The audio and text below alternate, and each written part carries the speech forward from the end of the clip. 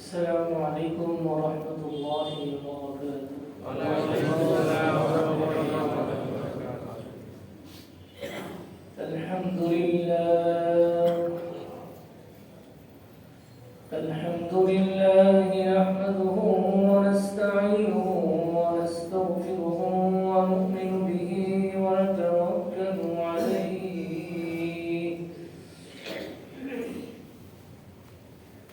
ونعوذ بالله من شرور أنفسنا ومن سيئات أعمالنا. من يهدي الله فلا مضل له ومن يضلله فلا هادي له. ونشهد أن لا إله إلا الله وحده لا شريك له لا ضد له ولا ند له ولا وزير له ولا معين له ولا مشير له ولا مثل له ولا مثيل له. ونشهد أن لا إله إلا الله وحده لا شريك له. ونشهد أن سيدنا ونبينا ومولانا محمدا عبد الله ورسوله الذي أرسله الله تعالى بالحق إلى الخلق بشيرا ونذيرا وداعيا إلى الله بإذنه وسراجا وقمرا منيرا. أما بعد فقد قال الله تبارك وتعالى في كلامه المجيد وفرقانه الحميد. أعوذ بالله من الشيطان الرجيم. بسم الله الرحمن الرحيم. واعبدوا الله ولا تشركوا به شيئا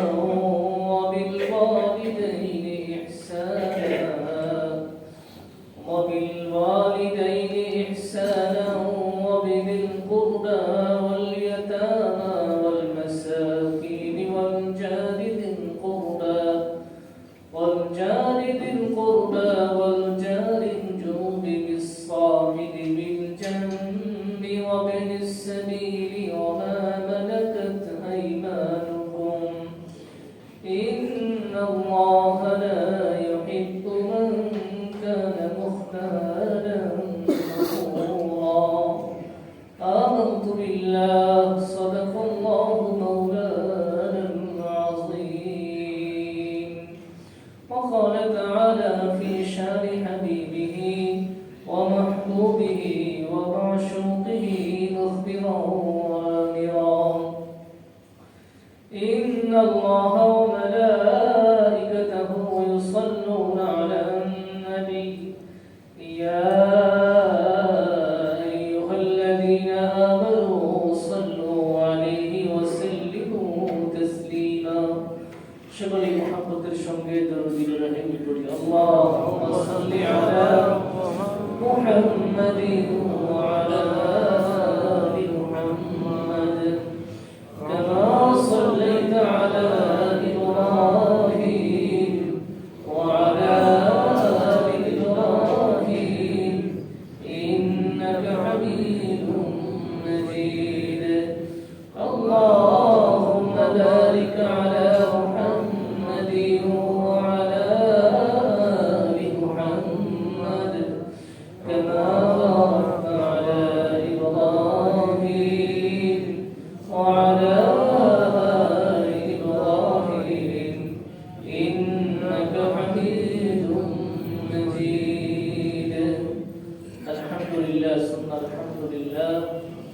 الله جل جلاله وعما نباله الدربار على شانه له كل الشكر والسجود মহান রব্বুল আলামিন আমাদেরকে দুনিয়াবি সকল কাজ থেকে ফারিগ করে আল্লাহ রাব্বুল আলামিনের পবিত্র ঘর মসজিদে আসার বসার কোরআন ও সুন্নাহ থেকে কিছু আলোচনা শোনার এবং আমাকে বলার সুযোগ দান করলেন।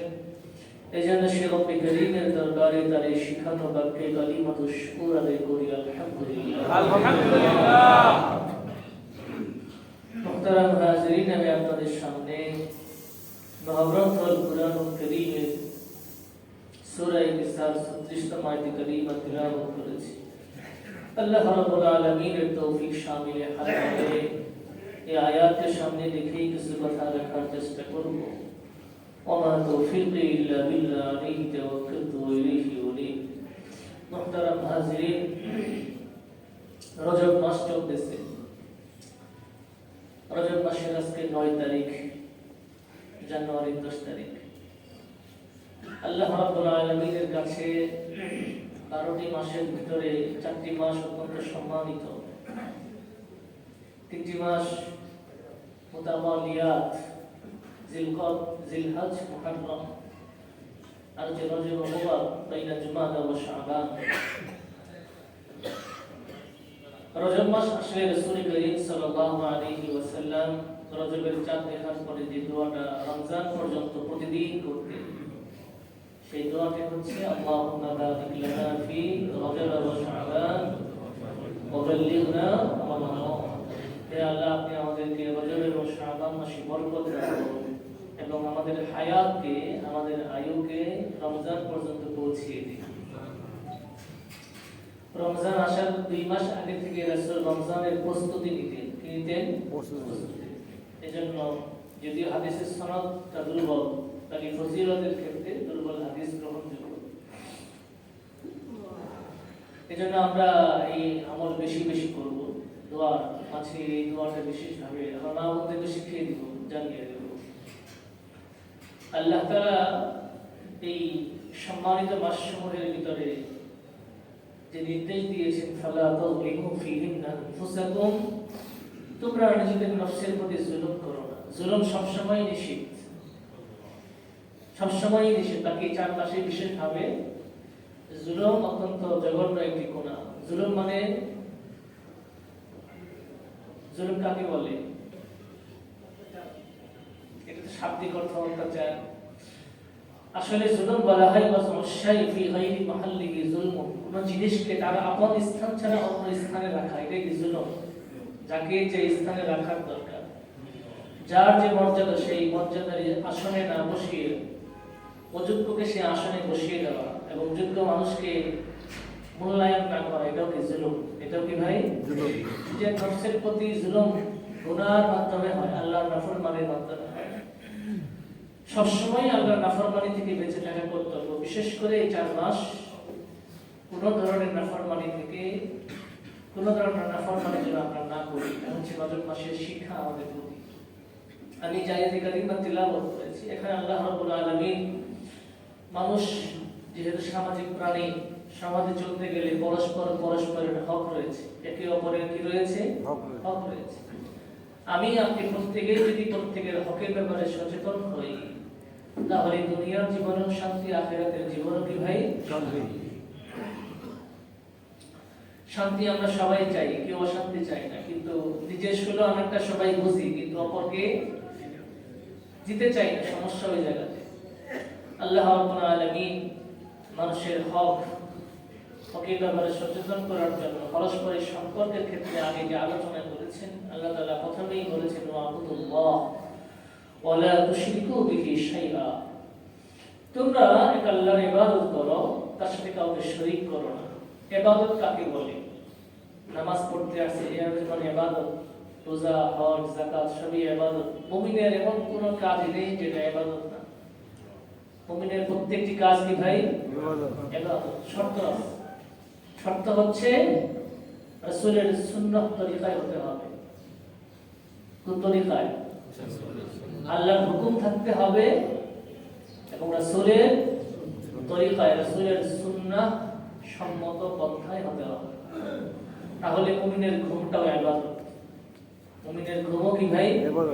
যদি সে ঘুমের শুরুতে দোয়া পড়ে, শয়ন করে, ঘুম থেকে উঠে দোয়া পড়ে, তো মাঝখানে যে 7 ঘন্টা 6 ঘন্টা ঘুমানো কম বেশি, এই পুরো সময়টা ইবাদতের ভিতরে কি হয়ে যাবে?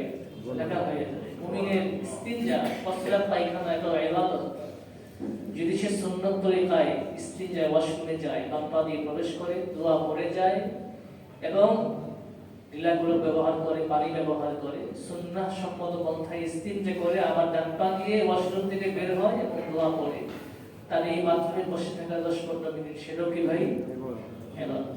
মুমিনের চাকরি, মুমিনের ব্যবসা বাণিজ্য ইবাদত যদি সুন্নাহ তরিকায় হয়।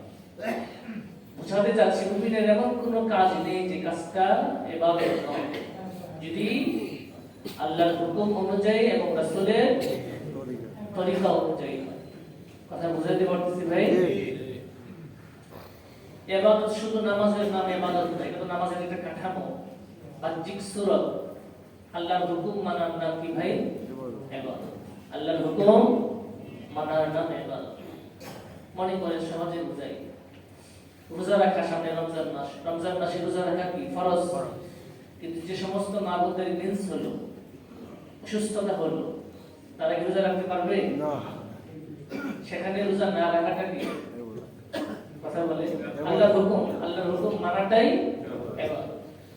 আবার যখন সুস্থ হয়ে যাবে তখন রোজা রাখাটা কি? ইবাদত। কথা বুঝাইতে পারতেছি? মনে করেন তেলাওয়াত ভালো কাজ, এটা ইবাদত। হাদিসে আছে আফজালুল ইবাদাতি তিলাওয়াতুল কুরআন। যত নফল ইবাদত আছে সবচেয়ে উত্তম নফল ইবাদত হচ্ছে কোরআন কারীমের তেলাওয়াত। এখন যদি আপনি বাথরুমে বসে বসে তেলাওয়াত শুরু করেন, কথা বলেন, সব হবে না গুনাহ হবে? কেন? তেলাওয়াত আল্লাহর হুকুম, কিন্তু বাথরুমে বসে না, পবিত্র জায়গায় পবিত্র অবস্থায় তেলাওয়াত করতে হবে, নাপাক জায়গায় না। এজন্য আল্লাহর হুকুম মানার নাম কি ভাই? তো আবুদুল্লাহ, তোমরা আল্লাহর ইবাদত করো, আর ওয়ালা তুশরিকু বিহি শাইআ, এবং তার সাথে কাউকে শরীক করো না। শিরক বিভিন্ন ধরনের হয়। শিরক ফিল ইবাদত, শিরক ফিল রুবুবিয়্যাত, শিরক ফিল সিয়াসাত, শিরক ফিল মুহাব্বত, নানান ধরনের শিরক হয়। আমরা অনেক ধরনের শিরক শব্দ মুখে বলে ফেলি, আমরা খেয়াল করি না, জানিও না এটা শিরক হইতেছে। যেমন আমাদের দেশে একটা খুব প্রচলিত কথা আছে, বিদেশে যারা যায়, অনেক বনানীতে অনেক কি আছে, আদম ব্যবসা কারবার আছে, তো গেলেন আপনি মনে করেন মধ্যপ্রাচ্যে যান, মিডল ইস্টে যান, যেখানে যান, আপনি কি বলেন দালালকে? ভাই উপরে আল্লাহ নিচে আপনি খেয়াল রাখেন, বলেন না এই কথাটা? যদিও আমরা একটা বেখেয়ালি বলি, আচ্ছা উপরে আল্লাহ, আল্লাহকে নিচে নাই, কথা বলেন। আপনি যে বললেন উপরে আল্লাহ নিচে আপনি, এই কথা বলা ঠিক নয়। কি নয় ভাই? হ্যাঁ, আপনি বলবেন আল্লাহ তো উপরে আছেন, আপনি একটু খেয়াল রাখেন, কি রাখেন? ওই নিচে আপনি এই কথাটা বললেন না, এটা আমাদের বেখেয়ালে আমরা বলি, ঠিক না? এজন্য কথা বলার সময় একটু খেয়াল করে বলা, আমার কথাটা শিরক হয়ে যাচ্ছে কিনা। ইবাদতের ক্ষেত্রেও শিরক হয়। মানুষ এখানে এসে আল্লাহর দরবারে সিজদা দেয়, আবার কিছু মানুষ আছে দেখবেন আমাদের মতোই সবকিছু করতে, সব ঠিক আছে, কিন্তু পীরের দরবারে গিয়ে মাজারও সিজদা দেয়, আছে না? অথচ আপনি যে মাজারে গিয়ে সিজদা দিলেন এই আত্মবিশ্বাস নিয়ে যে আমি মাজারওয়ালারে সম্মান করলাম, সে আমাকে সন্তান দিবে, সে আমার ভালো মন্দ, আমার ব্যবসা বাণিজ্যের উন্নতি করে দিবে, আমার বিপদ দূর করে দিবে, ইমান থাকে না। কি থাকে না ভাই? ইমান নষ্ট হয়ে গেল। যারা মাজারে শুয়ে রয়েছেন, যত বড় আমাদের বাংলাদেশে তো মাজার 1000 মাজার থাকলে 2-3টা মাজার হবে অরিজিনাল, বাকি সব এগুলো বানোয়াট মাজার, ব্যবসা। দাইজি বুস্তামি রহমাতুল্লাহ কবর চিটাগাং, দাইজি বুস্তামি থানা আছে, অথচ ইতিহাস প্রমাণ করে দাইজি বুস্তামি রহমাতুল্লাহ কবর ওখানে নাই। এতটুকু পাওয়া যায়, জীবনে তিনি একবার বাংলাদেশে আসছিলেন, যাওয়ার পথে চিটাগাং হয়ে গেছিলেন, এতটুকু পাওয়া যায়। অতটুকু পুঁজি গ্রহণ করে কি করা হয়েছে? মাজার বানায় করা হয়েছে। আমি নিজে দেখে আসছি, মানে মা বোনেরা দেখবেন এই কচ্ছপ আছে না, চিটাগাং বাড়ি আমাদের উপদেশ করি ভালো জানে পচা পানি নোংরা হয়ে গেছে সেই পচা পানি মহিলারা যাতে বাচ্চা হয় না পেটে কি করতেছে মালিশ করতেছে এই আশায় এই বিশ্বাস নিয়ে যে সন্তান হবে পানির কোনো ক্ষমতা আছে ভাই না হ্যাঁ আর ভাই মুস্তাফিকে কামেল লিগে আসছিল বাংলাদেশে হ্যাঁ আমাদের শাহজালাল মুজাহিদি আমারি রহমাতুল্লাহ আলাইহি খান জাহান আলী যারা মুসাল্লাম বুজুর্গ ছিলেন আব্দুল কাদের জিলানী রহমাতুল্লাহ আলাইহি জুনায়েদ বাগদাদী তারা কি সমস্ত কাজ করছে তারা তো শিরিক মিটানোর জন্য আসছে না তাদের মাজারে কে কেন্দ্র করে শিরিক চলে এই গুলিস্তান গোলাপ শাকিরের মাজার কোনো মাজার নাই এরশাদের আমলে এটা ভাঙা হয়নি ওইভাবে রয়ে গেছে পিসাব ভক্ত ছিল রয়ে গেছে কত ইতিহাস কোনো কোনো মাজার নাই মোহাম্মদ সিং টাঙ্গাইল বাস স্ট্যান্ড আছে ওখানে চুপ শাকিরের মাজার কি মাজার সারাদিন চুপ ছিল বেশি সারা জীবন বেশি কথাবার্তা বলে নেই মরে গেছে নাম হয়ে গেছে চুপ শাকিরের মাজার আজগুবি না যাই হোক যত বিশ্বাস দেখবে সব বাস স্ট্যান্ড এরিয়াতে নৌকার ঘাটে আর বাজারে দুই রেল স্টেশনের মাঝখানে কোনো মাজার পাবেন না কারণ ওখানে মানুষজন থাকে না টাকা কামানোর কোনো ধান্দা নেই কথা বুঝতেছেন ভাই যাই হোক আল্লাহ তাআলা বলতেছেন ওয়া'বুদুল্লাহ ওয়া লা তুশরিকু বিহি শাইআ তোমরা আল্লাহর ইবাদত করো কারোর সাথে কি করো না শরীক করো সন্তান দেওয়ার মালিক কি ভাই আল্লাহ মাজার বলা না নবী সাহেব আপনার কল্যাণ মালিক কে আল্লাহ কোনো মাজার বলা না এজন্য মাজার বলার কাছে গিয়ে আমরা কি চাবো না সন্তান চাবো না সেখানে গিয়ে আমরা কল্যাণ চাবো না কল্যাণ দেওয়ার মালিক আল্লাহ তাআলা আবার অকল্যাণ দেওয়ার মালিক কি ভাই আল্লাহ তাআলা বিপদ দেন আল্লাহ তাআলা পরীক্ষা করার জন্য সতর্ক করার জন্য বিভিন্ন কারণে দিয়ে থাকে এবং বিপদ দূর করবেন কি ভাই আল্লাহ তাআলা কোনো মাজার বলা না কোনো বিশ্বাস না এজন্য আমরা যেন শিরিক না করে বসি আপনার হাজার অনেক আমল আল্লাহ তাআলা বলতেছেন ওয়ালাউ আশরাকতা হে রাসূল আপনি যদি শিরিক করেন আসলে শিরিক করবেন ধরে নেওয়ার পর্যায়ে বলা হচ্ছে যদি আপনি শিরিক করেন লা হাবিতাত আমালুহুম সকল নবীদের কথা আলোচনা করে আল্লাহ তাআলা বলেন সকলের আমল বরবাদ হয়ে যাবে এক শিরিকের গুনাহ কি গুনাহ এজন্য সন্তান দেনকে ভাই আল্লাহ তাআলা অনেক বিশ্বাস আছে তার দরবারে গেলে নামাজ রোজা লাগে না ওই সিরাজগঞ্জ এনায়েতপুর বিশ্বাস আছে নাম করা নাম শুনছেন না এনায়েতপুর এরপরে মাইজবান্দার সুরেশ্বর অনেক আছে নাম ধরে বলা যাবে কন্ডমিলি বলা তো ওখানে তারা গান বানাইছে যে পানির নিচে মোমের বাতি বাউ বাতাসে নিবে না বাবার কাছে পরিচ হলে নামাজ রোজা লাগে না পানির নিচে মোমের বাতি আচ্ছা পানির নিচে মোমের বাতি থাকে হ্যাঁ বাউ বাতাসে নিবে না মানে বাতাস আসলো কি মোমের বাতি নিবে না আজগুবি কথা বাবার কাছে মুরিদ হলে নামাজ রোজা লাগে তো এরকম মুরিদ যদি হয় যে বাবার কাছে মুরিদ নামাজ রোজা লাগে আরাম না কোনো নামাজ নাই রোজা নাই সারাদিন গাঁজা খাবে ঠিক আছে না পাক পাঞ্জাতন কি নাম দিছে তাকে এগুলো বলতে গেলে আমার ভিন্ন চ্যাপ্টার এটা আলাদা বিষয় আছে আলোচনার বিষয় আমার এটা না ওয়া'বুদুল্লাহ আল্লাহর ইবাদত করো লা তুশরিকু বিহি শাইআ তার সাথে কাউকে শরীক করো এরপর আল্লাহ তাআলা বলতেছেন ওয়াবিল ওয়ালিদাইনি ইহসানা পিতামাতার সাথে সদয় আচরণ করো ভালো ব্যবহার করো দেখেন পিতামাতার আলোচনার আগে আল্লাহ রাব্বুল আলামিন তার নিজের আলোচনা নিয়ে আসছেন কেন যে বান্দার হকের ভিতরে সবচেয়ে গুরুত্বপূর্ণ হক কার বাবা মা কার বাবা এর আগে আল্লাহ তাআলার হকের কথা নিয়ে আসছেন তাওহীদের কথা নিয়ে আসছেন কেন মুফাসসিরিন কিরাম বলেন যে ব্যক্তি আল্লাহর হক আদায় করে না সে কশিন কালেও বান্দার হক আদায় করে না আপনাকে আপনাকে যিনি সৃষ্টি করেছেন যার দেওয়া আলো বাতাস দিয়ে যার দেওয়া রিজিক খেয়ে আমরা চলছি তার হক যদি আপনি পালন না করি তো আপনি কি মনে করেন আমি বান্দার হক পালন করব জিন্দেগিতে এটা অসম্ভব জিনিস এজন্য আল্লাহ রাব্বুল আলামিন বান্দার হকের আলোচনা নিয়ে আসার আগে তার নিজের আলোচনা নিয়ে আসছেন যে আল্লাহর হক আদায় করবে তার কাছে আশা করা যায় যে বান্দার হক সে কি করবে আদায় করবে যে আল্লাহর হক আদায় করে না সে বান্দার কাছ থেকে কশিন কালো বান্দার হক আদায় করা আশা করা যায় না এজন্য আল্লাহ রাব্বুল আলামিন পারস্পরিক হকের ক্ষেত্রে আগে তাওহীদের আলোচনা করেছেন এক আল্লাহর কথা বলেছেন এক আল্লাহর ইবাদত করো, তার সাথে কাউকে শরীক করো না। 2 নাম্বার ওয়াবিল ওয়ালিদাইনি ইহসানা, পিতামাতার সাথে সদয় ব্যবহার করো। পিতামাতা অনেক বড় নিয়ামত। পিতামাতা কি জিনিস যাদের হারিয়ে গেছে তারা বুঝবেন, যাদের এখনো আছে তারা বুঝবেন না। যতই বুঝেন এটা 100% না। বাঙালি দাঁত থাকতে তাদের কদর বোঝে না, ঠিক আছে না?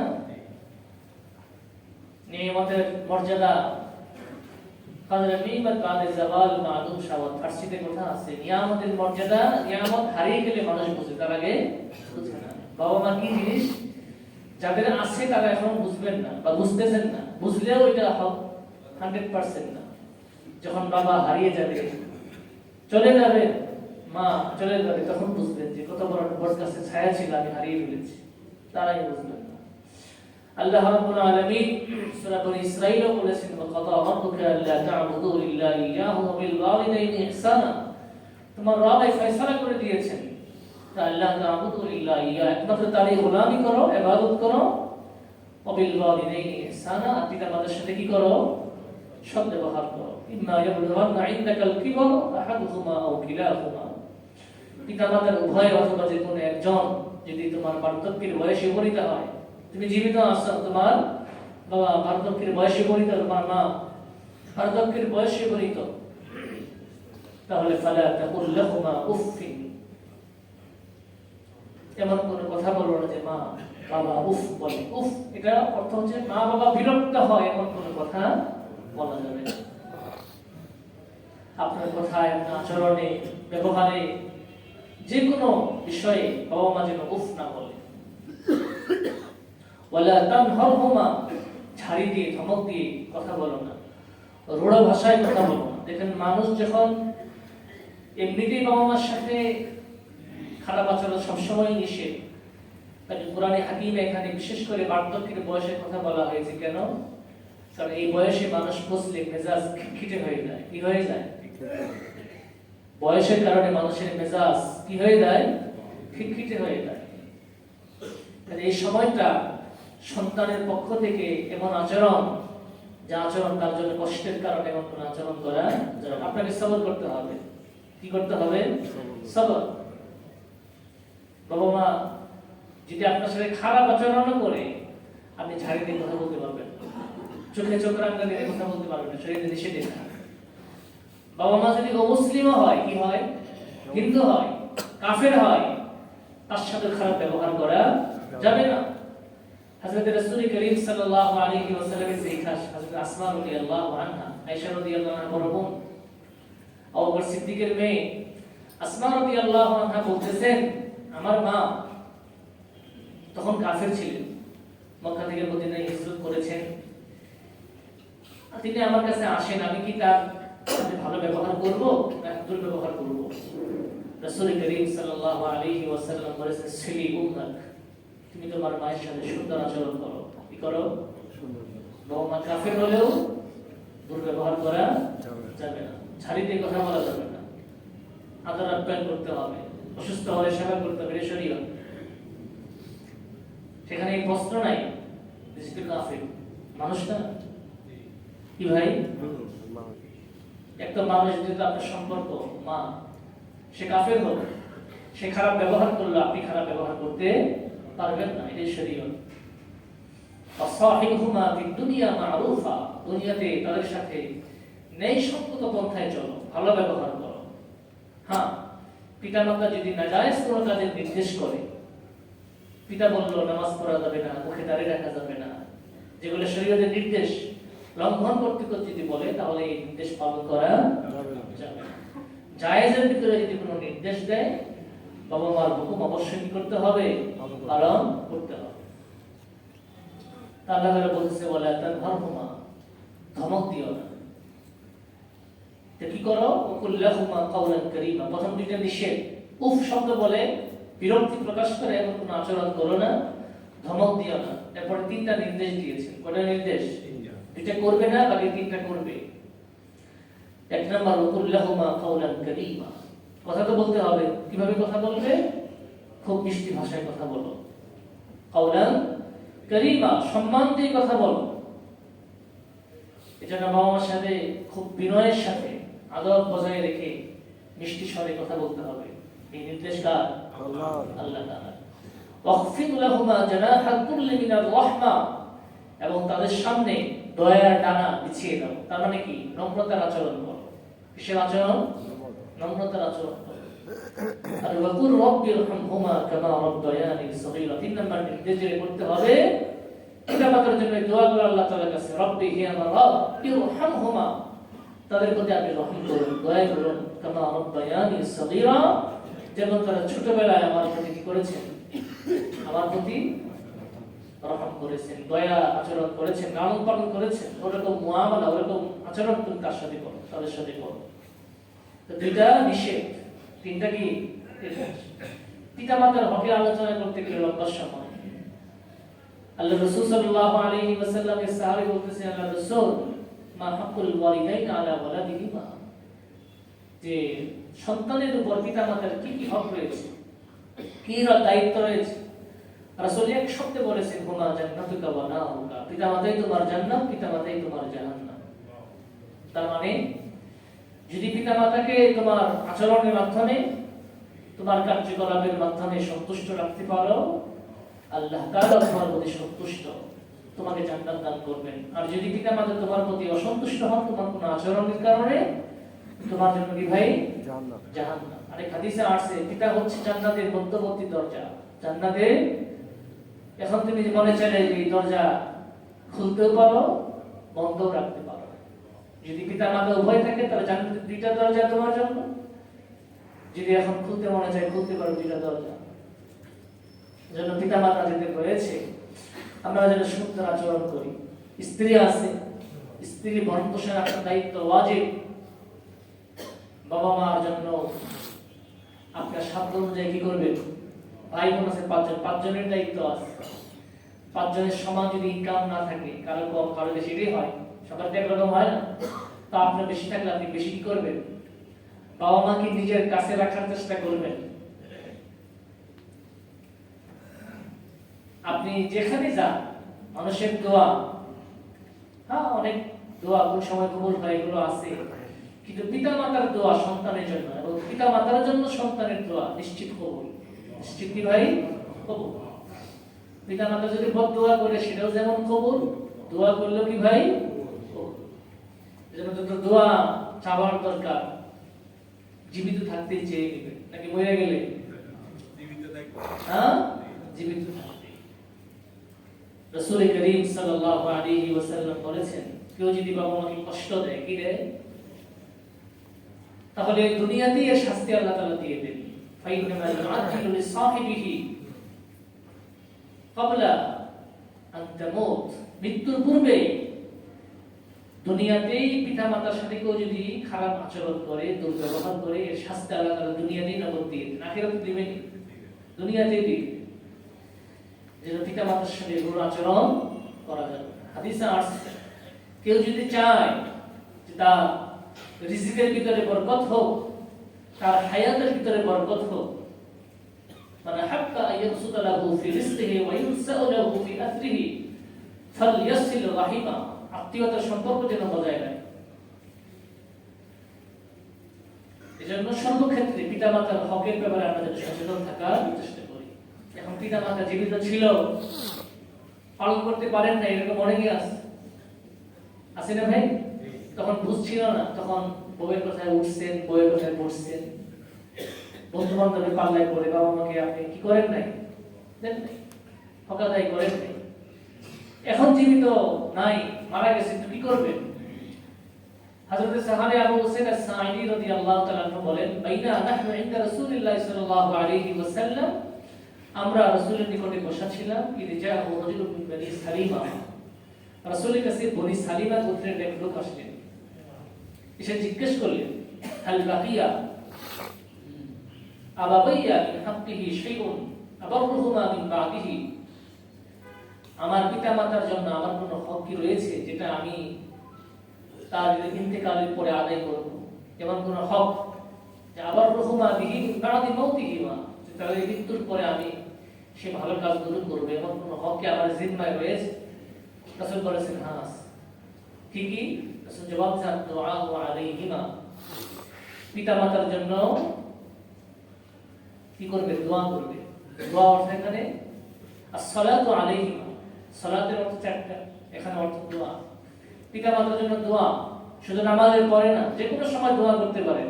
নামাজের পরে দোয়া কবুল হয় সেখানে করেন, এমনি দোয়া করে। শুধু দোয়াটা, দুআ হুয়াল ইবাদা, দোয়াই ইবাদত। আপনি ওযু করে আসলেন, দোয়া করলেন, এটাও কি ভাই? শুধু দোয়াটাও কি ভাই? ইবাদত। এজন্য পিতামাতার জন্য মন খুলে কি করা? আসসালাতু আলাইহিমা। 2 নাম্বার ওয়াল ইস্তিগফারু লাহুমা, তাদের জন্য ইস্তিগফার করা, কি করা? আল্লাহ তাআলার কাছে ক্ষমা প্রার্থনা করা। 3 নাম্বার ওয়া ইনফাযু আহদিহিমা মিন বা'দিহিমা, পিতামাতার ইন্তেকালের পরে পিতামাতার যদি কোনো ওসিয়ত থেকে থাকে, ওসিয়ত কার্যকর করা। বাবা ওসিয়ত করে গেছিল যে এই টাকাটা মসজিদে দান করবে, এই টাকাটা এতিমখানায় দিবে, এই টাকাটা মাদ্রাসায় দিবে, বা অমুক ভালো কাজে ব্যয় করবে, বা অমুক বিধবাকে বিয়ের জন্য ব্যয় করবে, বা অমুককে দিবে। তো ভালো কাজে কি কর? ওসিয়তটাকে কার্যকর করা, যদি মধ্যে আমাদের কোনো ওসিয়ত করে থাকে। 3 নাম্বার কাজ। 4 নাম্বার, পিতামাতার কোনো যদি বন্ধু বান্ধব থাকে যাদের সম্পর্ক পিতামাতার মাধ্যমে, অন্য কোনো মাধ্যমে না, ওই ইকরামু সাদিকিহি মা লাকুম, তাদের জন্য প্রতি সম্মান করা, কি করা? তাদের সম্মান করা।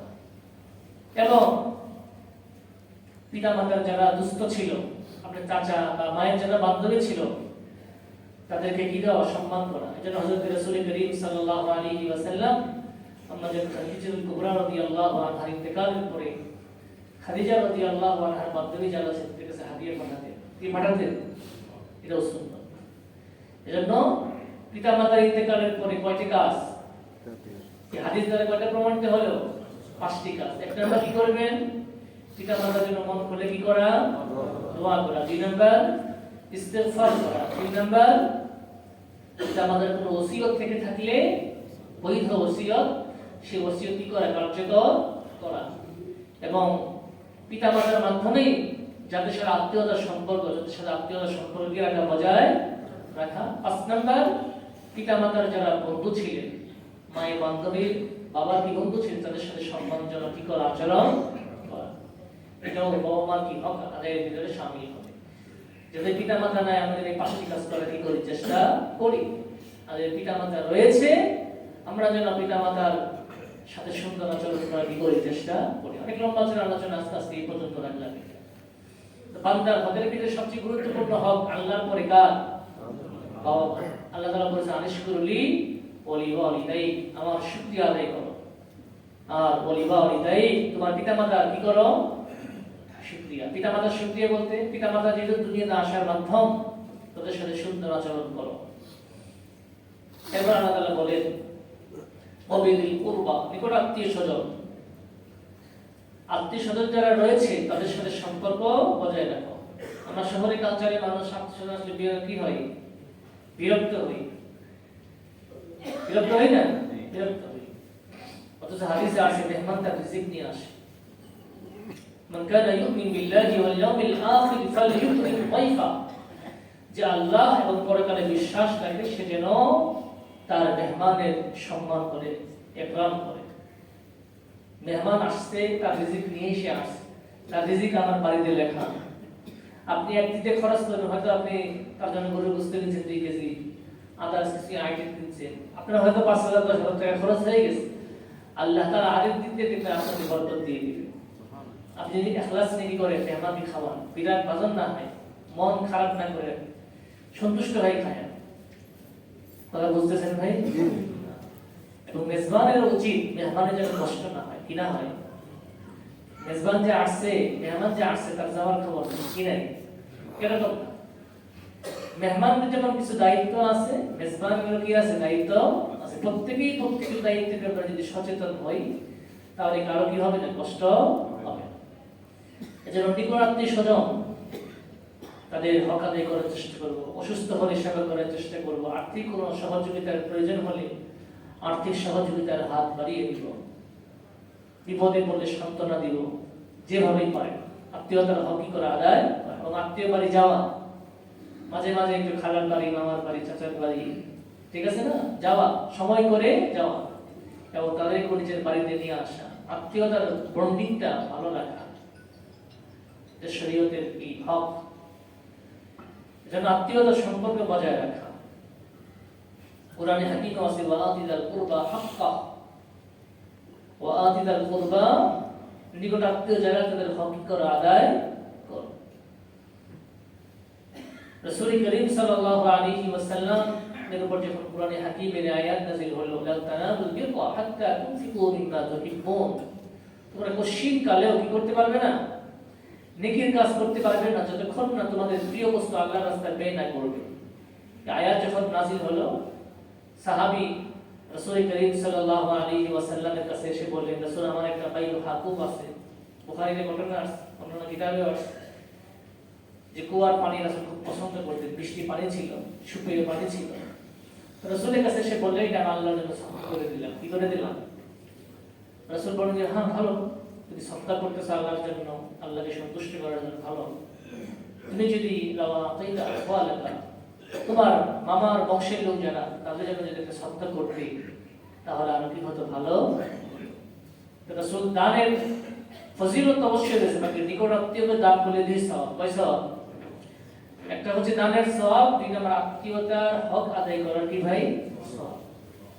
এজন্য আমরা অনেকে আছি যে আপনি অনেক ভালো অবস্থানে আছেন, ভালো একটা পজিশনে আছেন, অথচ আপনারই চাচাতো ভাই, আপনারই ভাগিনা, ভাতিজা, আপনারই আত্মীয় স্বজন, তাদের অবস্থা কিনা ভালো না, তাদেরকে সহযোগিতার হাত বাড়িয়ে দেওয়া, দুইটা সওয়াব। কয়টা সওয়াব? একটা দানের সওয়াব, আর একটা কি ভাই, আত্মীয়তার হক আদায় করার সওয়াব। এজন্য নিকটবর্তী স্বজনের হক যেন আমরা আদায় করার কি করি, চেষ্টা করি। কয় নাম্বার গেল? 3 নাম্বার। এক নাম্বার আল্লাহর হক, ইবাদত করব, শরীক করব না। নাম্বার 2 পিতা মাতার সাথে সুন্দর আচরণ। 3 নাম্বার নিকট আত্মীয় স্বজন, অভিজিৎ করবা। 4 নাম্বার ওয়াল ইয়াতামা ওয়াল মাসাকিন, এতিম মিসকিন। এতিম আত্মীয় স্বজনের ভিতরে থাকতে পারে, আত্মীয়তার বাইরে থাকতে পারে। এতিমের কি করা হক আদায় করে। এতিমের ব্যাপারে অনেক হাদিস আছে। এতিমের মাল খাওয়া যাবে না। ভাই মারা গেছে ছোট, রয়ে গেছে ভাতিজা, বোন মারা গেছে ভাগিনা, রয়ে গেছে, আপনি 9 বুঝে দিয়ে ভাতিজার সম্পত্তি খাইয়ে বলছেন, কথা বলেন, হ্যাঁ? ভাগিনার 9 বুঝ দিয়ে আপনি 9 খাইয়ে বলছেন সম্পত্তি, এরকম আছে কিনা? অনেক আছে। অথচ কোরআনে হাকিমে আছে, ইন্নাল্লাযীনা ইয়াকুলুনা আমওয়ালাল ইয়াতামা যুলমা, নিশ্চয়ই যারা এতিমের মাল অন্যায়ভাবে ভক্ষণ করে, তারা মাল খায় না, ইন্নামা ইয়াকুলুনা ফি বুতুনিহিম নার, পেটের ভিতরে আগুন ঢুকায়। কি ঢুকায়? ওয়াসায়াসলাউনা সাঈরা, অচিরে তারা জাহান্নামের আগুনে প্রবিষ্ট হবে। এজন্য এতিমের মাল খাওয়া যাবে না, এতিমকে লালন পালন করতে হবে। হাদিসে আছে, আনা ওয়া কাফিরুল ইয়াতীম ফিল জান্নাতি হাকাযা, আমি এবং এতিমের লালন পালন করে জান্নাতে এরকম কাছাকাছি থাকবে। রাসূল আঙ্গুল দিয়ে দেখাইছে, দুই আঙ্গুলের মাঝখানে খুব বেশি দূরত্ব, খুব বেশি দূরত্ব।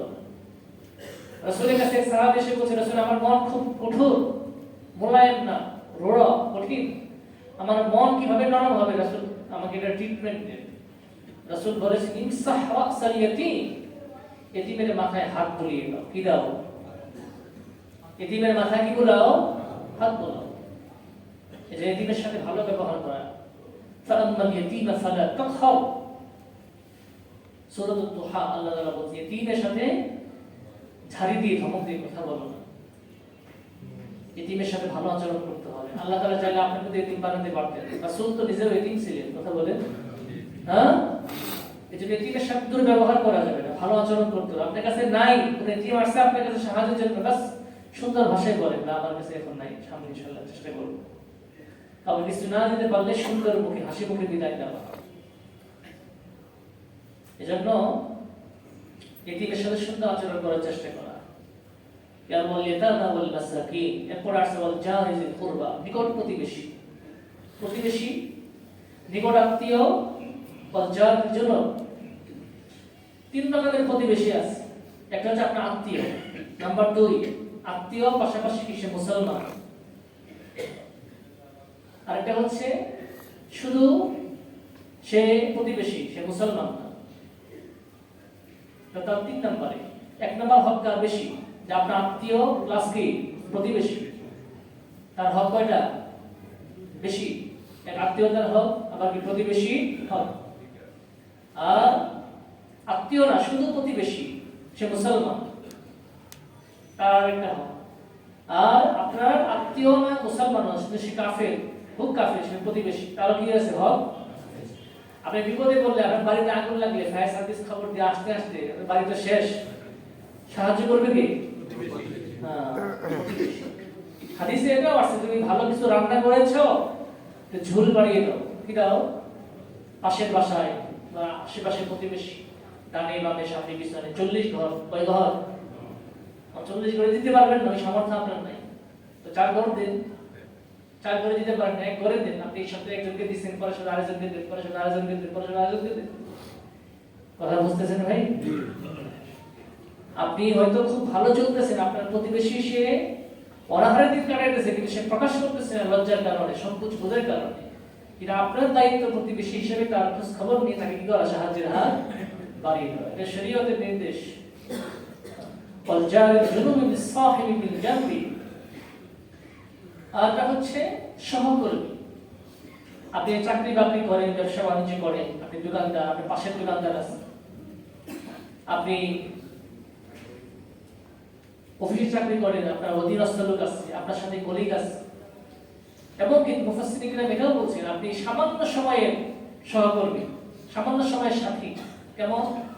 আপনি বাসে ওয়ারলেস গেট থেকে কল্যাণপুর যাবেন, আগারগাঁও গেলেন, এই আগে যাইতে যতক্ষণ লাগে, আধা ঘন্টা, পনেরো ঘন্টা, 1 ঘন্টা, সময় কম বেশি যাই লাগে। এই সময় আপনি যে পাশে সিটে যে লোক বসে আছে সেও কি আপনার সাথী।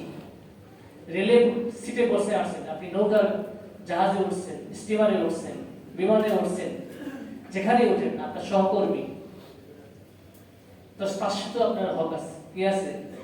2টা সিট দেওয়া আছে, আপনি ওই পরিমাণ সিট দখল করতে পারবেন যে পরিমাণ আপনার জায়গা।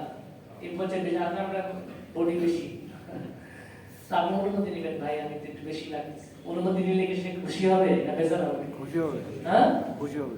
আপনি তো এমন ওই বসছেন যে পাপে তার জায়গা স্বাভাবিক করে ফেলছেন, সে বুঝতেই পারছেন দেড় জনের জায়গা নিয়ে নিয়েছে, সে কোনো রকম একটু বসতে পারছে, এটা তার মধ্যে জুলুম। কি ভাই? ঠিক না। এজন্য সামান্য সময়ের যারা সহকর্মী তাদের সাথে কি রয়েছে হক। আমরা যদি এখানেই সচেতনতা ব্যবহার করি, বাসে কাজে অনেক মারামারি হয় না? তারা বলে সিট নিয়ে মারামারি হয়, বসা নিয়ে মারামারি, দাঁড়ানো নিয়ে মারামারি হয়, ঠিক আছে না? সবাই দেখবেন যে এই টাউন সার্ভিসের ওই গেটের জায়গাতে খুব ভিড়, পিছনে খালি কিন্তু হয় না? হ্যাঁ, ওখানে টাকাদারি হয়, মহিলারা উঠে ওখানে গিয়ে দেখবে যে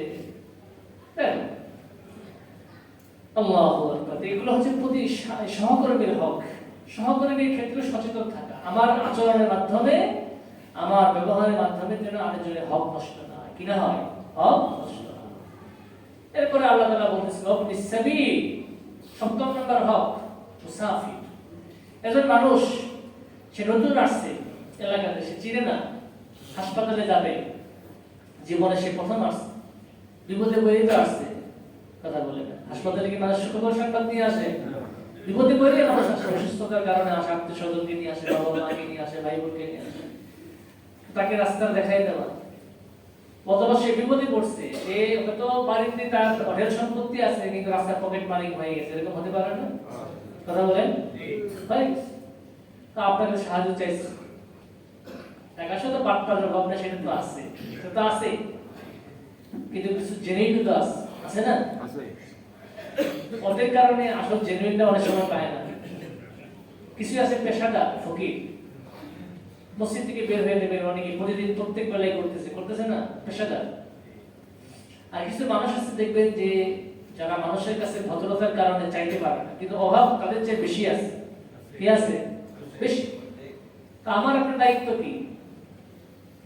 সে না চাইলেও খোঁজ খবর নিয়ে তাকে কি করা, বাড়িতে পৌঁছে দিয়ে আসে।